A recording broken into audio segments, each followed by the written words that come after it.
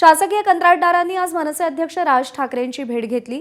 सरकारकडून कंत्राटदारांची तब्बल 86,000 कोटी रुपयांची थकबाकी अद्याप मिळालेली नाही।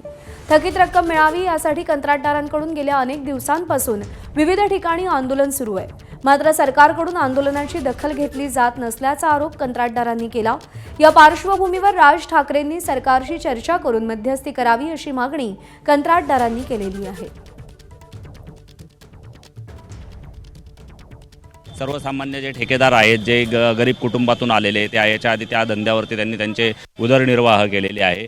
त्यांचा उदरनिर्वाह काढून घ्यायचा, यांचे पैसे थकीत करायचे आणि मोठ्या मोठ्या ठेकेदारांच्या ताब्यामध्ये म्हणजे जसं अदानी अंबानी सारखे मोठ्या मोठ्या लोकांच्या ताब्यामध्ये हा सगळा व्यवसाय द्यायचा, असं शासनाने सर्व घाट घातलेलं आहे। म्हणजे जनतेला यांनी भिकारी समजतायत की हे काही नाही, येतील बसतील जातील निघून, परंतु एक दिवस हीच जनता यांना असा धडा शिकवेल की यांच्या विरोधामध्ये दगड जरी नेऊन ठेवला ना तो दगड पण जिंकून येणार आहे, हे आम्ही नक्की सांगतो। माझे आदिवासी विकास विभागाकडे जवळपास 20 कोटीचे बिल पेंडिंग आहे आणि पूर्ण महाराष्ट्र राज्याचे 10,000 कोटीचे बिल्स पेंडिंग आहे।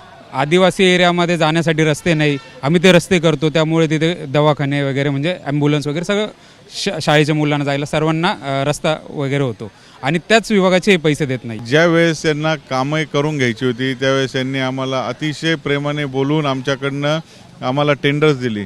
मला एक प्रश्न असं विचारायचा आहे, तुम्ही ज्यावेळेस टेंडर काढता, टेंडर काढल्यानंतर ते काम पूर्ण करायला मुदत 6 महिन्याची असते किंवा वर्षभराची असते।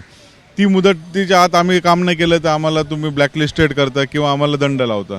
मग साहेब, आम्ही काम वेळेत जर करून दिलं तर तुम्ही आमचे 3-3 वर्ष पैसे देत नाही, तर मग तुमचं काय केलं पाहिजे, हा आमचा प्रश्न आहे। एबीपी माझा, उघडा डोळे बघा नीट।